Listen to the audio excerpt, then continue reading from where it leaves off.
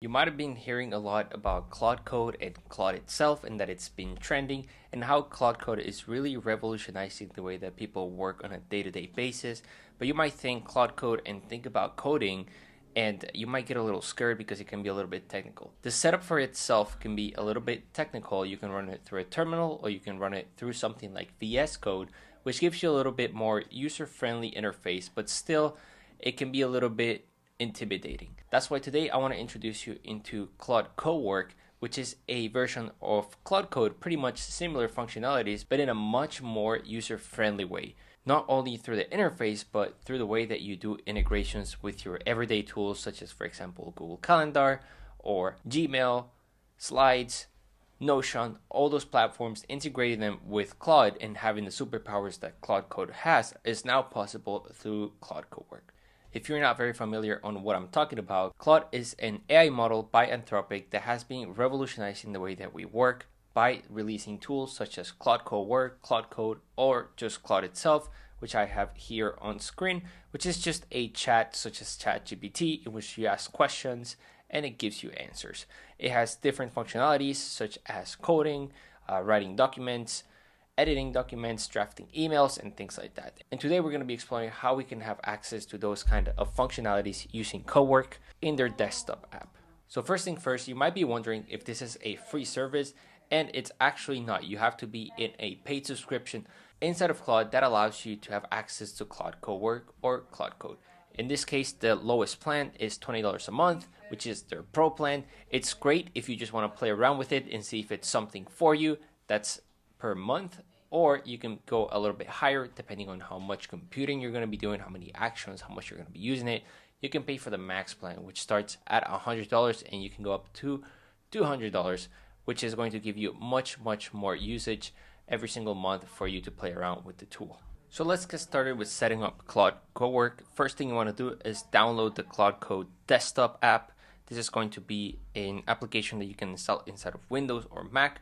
I've already installed it myself. If you see down here, I have the Claude icon. If I click on it, it's going to open Claude similar to the website itself.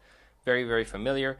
But if you look at the tabs here at the top, we have Chat, Co-Work, or Code. So I'm able to run Claude Co-Work and Claude Code through the desktop app. Like I mentioned, Chat is just a simple chat interface. But if we move over to Co-Work, we're going to be able to do actual work with the platforms that we use on a day-to-day basis. And in order to do work that's actually meaningful, we have to connect it to our platforms. And how do you do that? You would go into the settings, and if I open up my settings, I can go into connectors. And here's where we're going to be able to see what are the different platforms that we can connect to Claude Co-Work and give it access to. I can click on, as you see over here, I already have connected my Google Drive, my GitHub, and I also have connected my Gmail and Google Calendar. But if I click on Browse Connectors, I'm going to see this pop-up window in which I'm going to be able to explore different other integrations. For example, Notion, for it to create Notion documents just using natural language. It can go into Canva to create designs. It can go into Slack to send messages, find messages, give summaries, and that sort of thing. We can have it connect to HubSpot if we want to know how many leads are coming in every single day, that sort of stuff. It can do it all for us. But today I want to show you 3 use cases which I found very useful. The first one is going to be having it summarize what's going on in my email during the past day, see if there are any messages that I have to respond to, if there's any task, any priority task that I might have overlooked, and give me a summary. Then my second use case is going to be give it access to Google Calendar so that it can go ahead and plan my schedule for the week. And the third one is going to be a little bit more advanced, in which I'm going to have it take over my browser and do some research on some random website that I would like my website to look like, to gain information like how their headings are formatted, what kind of information they have in their landing page. So it's going to be more like a research agent. So with the first one, as you see, I already have my Gmail connected. It's very simple. If you've never done this, I'm actually going to disconnect it just so that we can do it over again. When I hit connect, this is going to open a tab inside of my browser that's going to ask me if I allow Claude to have access into my Gmail. I'm just going to say yes, continue. It's going to take me to the OAuth for Google. I'm going to log into my account. And now that's going to take me back into Claude. As you see, now I already have access. If I go into Co-Work, I can say, hello, do you have access to my email? And it says, yes, I do have access to your email account. I can help you with things like searching and reading emails, creating and sending drafts, reading full email threads. And right now, I'm going to give it a task to look over all my emails for this week and create a list of things that he thinks that might be priority that I might have overlooked, maybe emails that I haven't read yet, and just put it all together so that I'm not missing anything this week. So I can just say, hey Claude, I want you to go over my whole inbox and I want you to look over all the emails that I received, the emails that I sent this week, and tell me if there are any pending tasks, any priority tasks that I might have overlooked before the week ends. So I'm going to send that over. And now we're going to say that it says working on it. Now in the backend, what's really happening, it's doing a bunch of calls to Gmail, to your account, to pull all of that information. All the information is raw, then it's summarizing it. It's creating connections between the different emails that you get, what you have already sent, what you have already responded, and then it's going to build that list. If you see over here, this is really nice that we get to see the progress on what Claude is actually doing. So we can see step by step that the first thing it's going to do, it's going to fetch and receive. It's going to fetch the received emails this week. Then it's going to fetch all the emails that were sent this week. Then it's going to analyze those emails and it's going to summarize them. As you see, it's already done with tasks 1 and 2. Now it's only a matter of seconds until it's done doing everything. And if we look into the context, we're going to see what kind of context it's using. In this case, it's only one connector, which is Gmail. Okay, so now it looks like it's on step 4 and it's summarizing all of that. It's doing some high priority stuff. So why don't we read through a few of this? So the first one looks like a client of ours wants to cancel their account. That's fine. We look over that. Then it's referencing a meeting that I had yesterday with a client saying that I followed up with him, but I didn't receive a reply. So it's telling me it's a good idea to follow up again.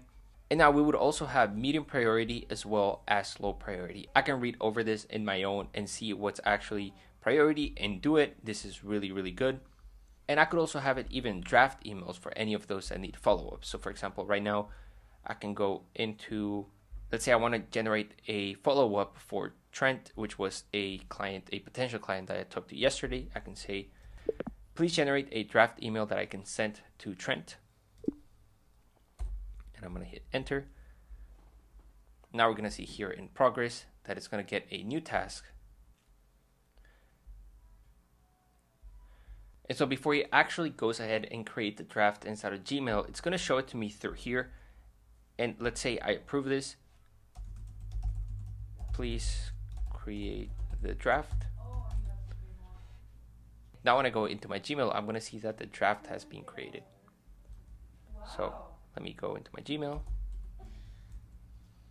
And there we have it. Even on the same thread, it was able to go into the same thread and generate that draft. So I can just hit send and he will be receiving that email.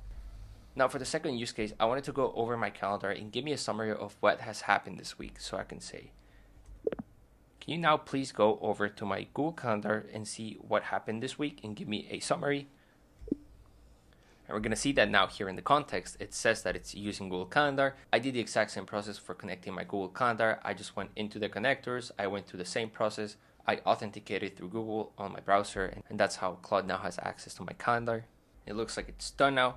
Now it's giving me a whole summary of what happened this week. So let's say, for example, here on Saturday, it says that I have a Red Bull racing event going on. If I go over to my calendar, I can see here Saturday that that's the case. But how about I want to go grocery shopping in the afternoon? I can tell, can you please add an event for grocery shopping that same Saturday at 12 p.m. Arizona time. I'm going to send that, and now I should be able to create that event directly into my calendar. So we're going to wait for that. But since it's actually writing stuff in my calendar, it's asking for my approval. I'm going to click on always allow. And now every time that I do a similar request, it's going to always be doing it by itself without asking me every single time. If I go over back to my calendar, we're going to see that grocery shopping has been added for 12 to 1 p.m. And now the third use case is going to be having to go through a website and analyze it and give me insights on how they have their website structure. Let's say how they're utilizing different headings and subheadings, because maybe I want to have my own website, but I want to follow a structure for someone else that I like. So in order to do this, if you're using Chrome, you're going to have to look over for the Claude extension, which you're going to add. As you see, I've already added it over here. And when I click on it, it's going to ask you to log into your account. Once you log into your account, you can now see that I get the chat extension over here on the right side. So I'm going to go into a website. And I really like this website. I like the way that the hero is. I like this different effects. I like that they have a widget in which you can test a voice agent. And so I'm just going to open Claude by clicking on that extension, and I'm going to say, can you please analyze this website visually and give me insights on how they're using different headings and subheadings on, for example, on the hero section, on their widget section, and on anything else that they have on this landing page. And I'm going to change this to act without asking so that it just goes ahead and looks over at the page. I'm going to click on send. And now we're going to see that it's going to take over my browser. As you see over here on the left side, it says Claude started debugging. I'm not touching anything. You see that it's scrolling by itself. It's looking at the website. We can see over in the right side that it's taking screenshots. It's scrolling down. We can see what's actually doing in our browser live. So we're going to give it some time.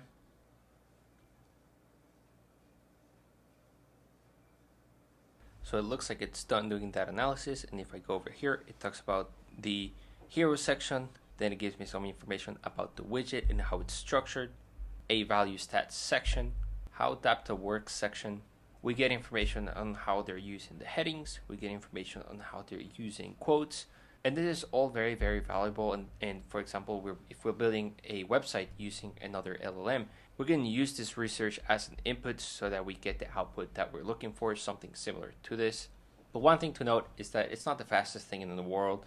It taking over your browser does use a lot of computing, so it might be a little slow, which is normal. They do have a quick mode now, which I haven't tried, but it's experimental, so it might not be as perfect as we would like to yet. But that's Claude Co-Work. I'm sure you can use this on a day-to-day basis. I really encourage you guys to at least try the Pro plan so that you can test it out and see how you can make your day-to-day tasks much more efficient. I've seen a really huge impact on what I do on a day-to-day basis. I usually use Claude Code a little more because I work a lot with agents, like personalized agents, but you can do the same thing inside of Co-Work. I've actually seen that for a few tasks, Claude Co-Work is a little bit more convenient just because I get the nice UI of the desktop app, which isn't as much as intimidating as going into my terminal and trying to use Claude Code. So yeah, I hope you find this video helpful. If you want to find more information about Claude Code or Claude Co-Work, I have a full guide, which I'm going to be linking inside of my school community. If you click the link down below, that's going to take you inside there. It's free to join. Feel free to join, explore all the resources that we have available for you guys, and we'll see you guys on the next one.